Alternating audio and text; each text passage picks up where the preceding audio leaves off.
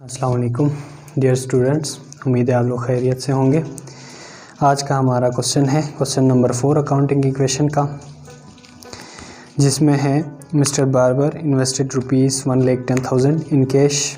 Format वही है जैसा पीछे मैंने आपको बताया था, उसी तरीके से फॉर्मेट ड्रा करना है। नाम यहाँ पे चेंज हो जाएगा, मिस्टर बाबर जो कि इन्वेस्ट कर रहा है, बिज़नेस में पैसे लेके आ रहा है 1,10,000 ठीक है। बिज़नेस के कैश में, बिज़नेस के एसेट में कैश की सूरत में आ रही है एसेट, ठीक है।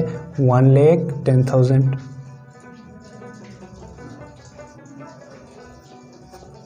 चूँकि बिज़नेस में इन्वेस्ट कर रहा है, ठीक है। मालिक बिज़नेस में पैसा लगा रहा है तो मालिक का जो पैसा होता है वो बिज़नेस का कैपिटल कहलाता है। यहाँ पे आ जाएगा 1,10,000। ये थी हमारे पास ट्रांजैक्शन नंबर 1। ट्रांजैक्शन नंबर 2 की जानिब बढ़ते हैं। ट्रांजैक्शन नंबर 2 में हमें कह रहा है he purchase goods for cash ₹22,000 and credit 18,000। Same उसी तरह की ट्रांजैक्शन है जिस तरह हमारे पास क्वेश्चन नंबर 3 में था, ठीक है। वो गुड्स परचेज़ कर रहा है, कैश पे परचेज़ कर रहा है 22,000 पे, और उधार पे परचेज़ कर रहा है 18,000 पे। यानी कि टोटल परचेजेस 22,000 और 18,000 हो जाएंगे 40,000। 40,000 की गुड्स बिज़नेस में लेके आ रहा है, ठीक है। बिज़नेस में क्या आ रही है? गुड्स आ रही हैं। यहाँ पे हमारे पास गुड्स के नाम से या स्टॉक के नाम से एक एसेट आ जाएगा जिनकी अमाउंट हमारे पास है 22,000 की उधार, 22,000 की कैश पे और 18,000 उधार पे। यानी टोटल गुड्स हम आपके पास आ रही हैं, आपकी बिज़नेस में आ रही हैं 40,000 की। उसके अगेंस्ट देखें 22,000 की कैश, जी 22,000 की कैश जा रही है, और जो 18,000 रुपये आप उधार पे ला रहे हैं वो पैसे आपको बाद में पेमेंट करेंगे। दूसरी तरफ हमारे पास बिज़नेस की जो ज़िम्मेदारी है, लायबिलिटी है, वो इंक्रीज़ हो जाएगी क्रेडिटर के नाम से, ठीक है। जो आउटसाइडर की कंट्रीब्यूशन है वो आपके बिज़नेस में आ गई है।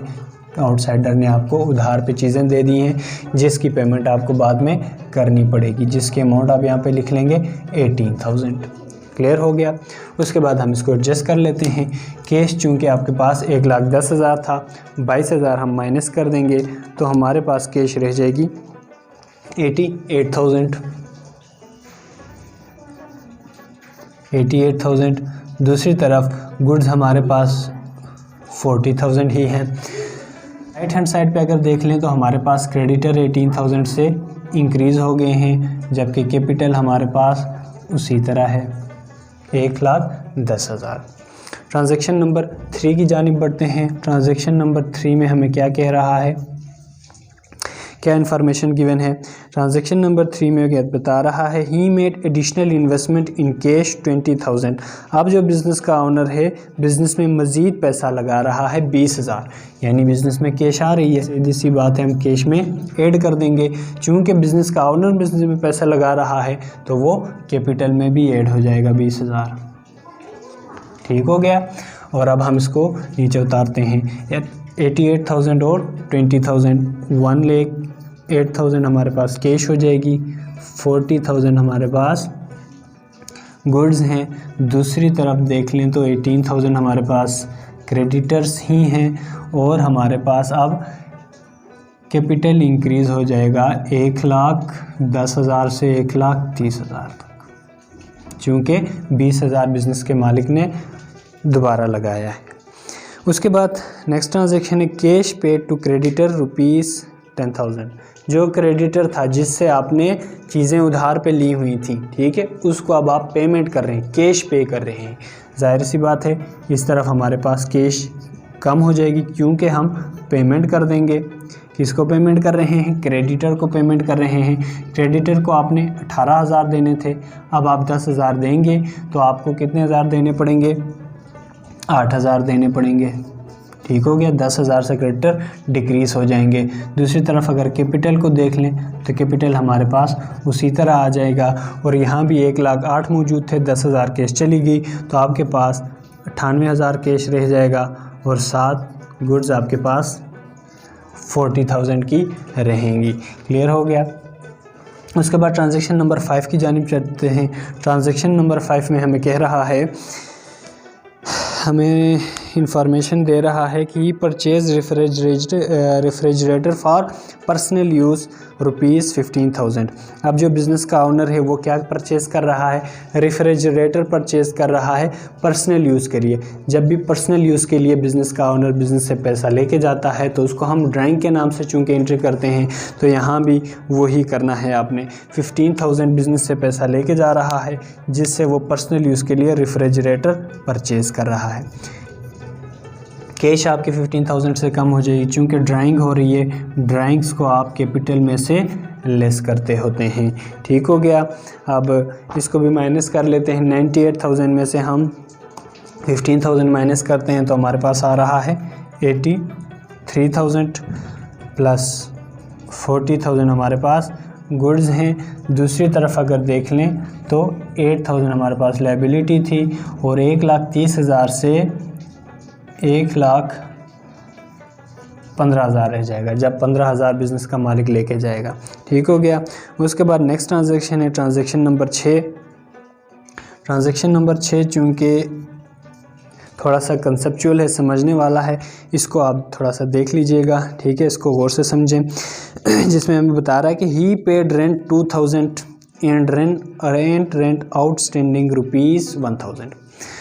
अब जो बिज़नेस में रेंट पे करनी है उसमें क्या बता रहा है कि ही पेड रेंट 2,000, उसने रेंट पे किया 2,000 एंड रेंट आउटस्टैंडिंग और रेंट बकाया है 1,000। यानी टोटल रेंट कितने पे करना था आपने, 3,000 रेंट पे करनी थी जिसमें से आपने 2,000 पे कर दिया। ठीक है, जाहिर सी बात है जो आप पे करेंगे वो कैश में से तो चला जाएगा 2,000। और जो 1,000 है वो रेंट आउटस्टैंडिंग है। आउटस्टैंडिंग का मतलब क्या है, रेंट पेएबल, वो आप अभी पे नहीं कर रहे, बाद में पे करेंगे, वो भी समझें कि आपकी ज़िम्मेदारी है। यहाँ पे लिखेंगे आउटस्टैंडिंग रेंट या रेंट पेएबल, कुछ भी लिख लें। ठीक है, आउटस्टैंडिंग रेंट, यहाँ पे हमने एक हेडिंग दे दिया आउटस्टैंडिंग रेंट का। आउटस्टैंडिंग रेंट कितना है, 1,000 रुपये। 1,000 रुपये आपके पास ये अमाउंट है जो आप बाद में रेंट पे करेंगे। 2,000 आपने पे कर दिया। टोटल रेंट कितना पे करना था, 3,000 पे करना था जो कि एक्सपेंस बनता है। ठीक है, और कैपिटल में से आप 3,000 लेस करेंगे। ये कंपाउंड एंट्री है जिसके 2 से ज़्यादा इफ़ेक्ट आ रहे हैं। ठीक हो गया, इसके 3 इफ़ेक्ट आ रहे हैं। अब इसकी कैलकुलेशन कर लेते हैं। यहाँ पे हमारे पास 81,000 minus 2,000, 83,000 minus 2,000, 81,000 plus 40,000 equal to 8,000 plus 1,000 plus 1,12,000 capital रह जाएगा क्योंकि 3,000 एक्सपेंस हम लेस करेंगे। उसके बाद इन सब को ऐड कर देते हैं, देखते हैं हमारे पास एसेट्स और लायबिलिटीज़ बराबर आती हैं या नहीं आती। ठीक हो गया। 81,000 4,000 81,000 एंड 40,000 1,21,000 हमारे पास आ रहा है। 1,21,000 हमारे पास एसेट्स का टोटल आ गया। दूसरी तरफ अगर लायबिलिटी का टोटल हम देख लें तो 1,12,000 1,000 और 8,000, इसको जब हम ऐड करते हैं ये भी हमारे पास 1,21,000 आ रहा है। ठीक हो गया, ये भी हमारे पास इक्वल आ गया। ये क्वेश्चन नंबर 3 था जो कि सॉल्व हो गया है। इसमें देखें काफ़ी सारी जगह हमारे पास खाली रही है। इसकी वजह यह है एसेट्स के लिए हम ज़्यादा जगह रखते हैं क्योंकि बिज़नेस के किसी भी बिज़नेस के जो एसेट्स होते हैं वो मुख्तलिफ होते हैं। कैश भी हो सकता है, बैंक भी हो सकता है, फर्नीचर भी हो सकती है। ठीक है, कोई भी चीज़ हो सकती है जिसकी वजह से हम इसके लिए जगह थोड़ा ज़्यादा रखते हैं। बाकी कैपिटल और लायबिलिटीज़ के लिए हम थोड़ी सी जगह कम रख लेते हैं। इसमें कैपिटल में ज़्यादातर आपके पास जो आपके सिलेबस में 2-3 चीज़ें ही आती हैं। आउटस्टैंडिंग रेंट आ सकता है और रेंट पेएबल, बिल पेएबल, ये 2-3 चीज़ें आपके पास आती हैं। इसमें ज़्यादा हमें जगह रखने की ज़रूरत नहीं है। एसेट्स के लिए आप ज़्यादा जगह रखा करें, क्योंकि आपके पास जो नेचर ऑफ़ एसेट्स होते हैं वो डिफरेंट होते हैं, इस वजह से, ताकि एनुअल पेपर में आप आसानी से उसको सॉल्व कर सकें। और ज़्यादा आप क्लोज़ करेंगे तो फिर हो सकता है एडिशन सब्सट्रैक्शन में आपसे मिस्टेक हो जाए। ठीक हो गया, उम्मीद है ये क्वेश्चन आपको समझ आ गई होगी। Thank you.